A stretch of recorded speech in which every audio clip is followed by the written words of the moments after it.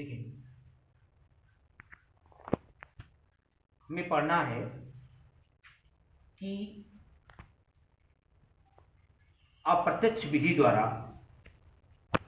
लंबाई का मापन कैसे करते हैं।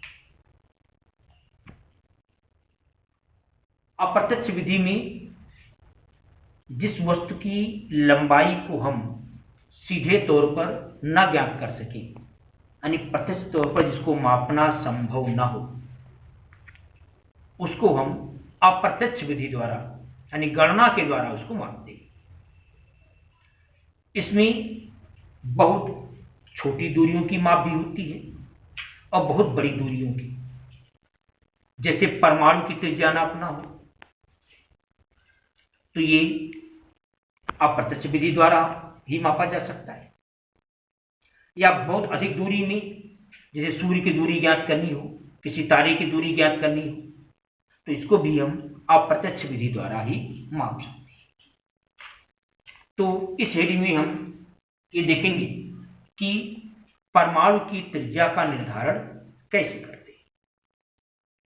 इसके लिए मान लें, माना कोई पदार्थ है, इसका द्रव्यमान m है,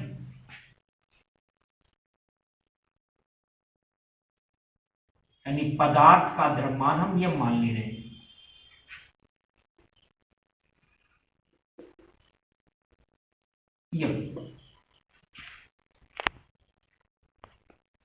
आप मान लो कि इस पदार्थ का जो आयतन है वो कैपिटल V है,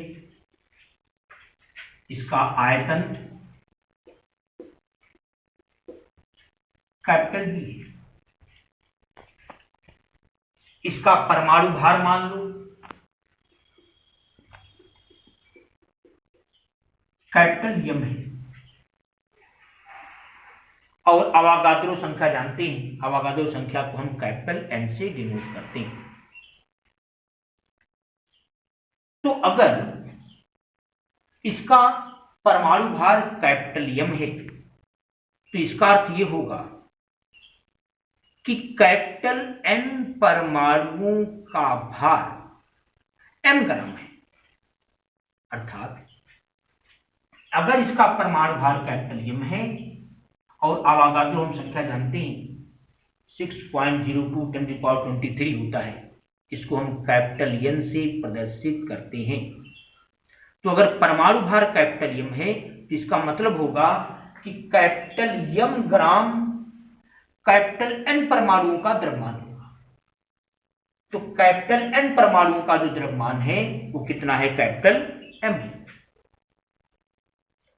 तो कैपिटल M ग्राम में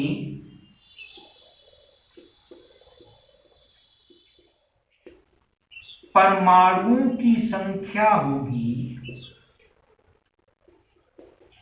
कैपिटल M। तो 1 ग्राम में कितने परमाणु होंगे, कैपिटल N बटे कैपिटल M। और इस पदार्थ का द्रव्यमान हमने मान रखा है स्मॉल m। तो अगर 1 ग्राम में इतने परमाणु हैं तो स्मॉल m ग्राम में कितने परमाणु होंगे, स्मॉल m का इसमें गुणा हो जाएगा। इसे देखिए, हमने ये माना कि इसका परमाणु भार कैपिटल M है, अवागाद्रो संख्या कैपिटल N है। इसका मतलब होगा कि कैपिटल M ग्राम में कैपिटल N परमाणु होंगे। तो 1 ग्राम में कितने परमाणु होंगे, N/M। तो 1 ग्राम में इतने परमाणु होंगे और इस पदार्थ का द्रव्यमान हमने मान रखा है स्मॉल m। तो इसलिए स्मॉल m ग्राम में परमाणुओं की संख्या कितनी होगी, m का इसमें आप गुणा कर दीजिए, स्मॉल m इंटू हो जाएगा N/M। कितना, हम मान लें कि जो परमाणु की त्रिज्या है वो स्मॉल r है। तो अगर परमाणु की त्रिज्या स्मॉल r है तो एक परमाणु का आयतन कितना होगा, एक परमाणु का आयतन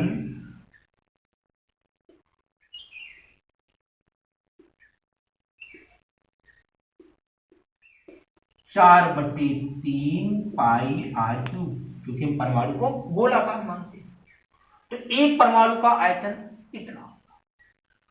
और इस पदार्थ में इतने परमाणु हैं, तो संपूर्ण परमाणुओं का आयतन कितना होगा, इन दोनों का गुणा कर देंगे। इसमें एक परमाणु का आयतन 4/3 पाई r क्यूब होगा। और इस पदार्थ में इतने परमाणु हैं, तो इस पदार्थ के संपूर्ण परमाणुओं का आयतन कितना होगा,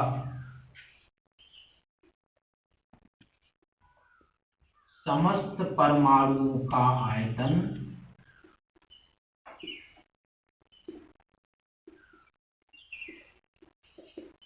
हो जाएगा 4/3 पाई r cube M capital N by capital, क्योंकि समस्त परमाणुओं का आयतन। हमने इस पूरे पदार्थ के आयतन को कैपिटल V मान रखा है।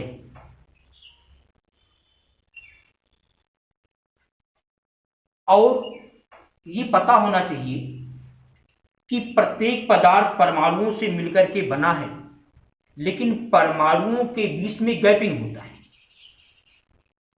कि ऐसे जैसे आप किसी बक्से में कई गोली भर दीजिए, कंचा, तो आप देखेंगे उसके बीच में क्या होगा, गैपिंग होगा। आप उसमें पानी भरे तो पानी भर जाएगा उसमें। तो उसी प्रकार से पदार्थ भी परमाणुओं से मिलकर के बना है, और उन परमाणुओं के बीच में खाली स्थान होता है। तो ये मानते हैं कि पदार्थ का लगभग 2/3 भाग परमाणुओं द्वारा भरा होता है, और 1/3 भाग खाली होता है। तो अगर इस पदार्थ का आयतन कैपिटल V है, तो इसका मतलब है इस कैपिटल V का 2/3 भाग परमाणु होंगे और 1/3 भाग रिक्त स्थान होगा। तो इसका मतलब है कि परमाणुओं का आयतन हो जाएगा 2/3V। तो यहां से निकलेगा परमाणुओं का आयतन 2/3V, और यहां हमने निकाला है कि समस्त परमाणुओं का आयतन इतना है। तो दोनों आपस में क्या हो जाएगा, बराबर हो जाएगा। अतः हो जाएगा 4/3 पाई r cube M N by M के बराबर होगा 2/3 कैपिटल। अब यहां से हम हल करके स्मॉल r का मान निकाल सकते हैं। यहां से आएगा r³ बराबर mv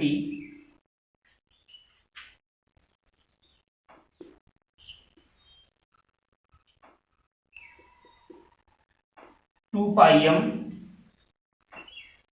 इंटू आएगा m। ये हल करने में कितना है, तो r बराबर कितना आ जाएगा,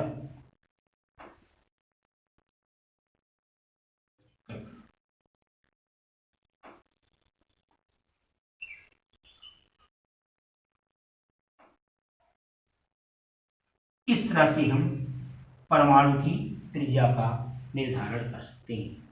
और ये कैलकुलेट करने पर आता है लगभग 10⁻⁻10 मीटर की कोटि का प्राप्त होता है।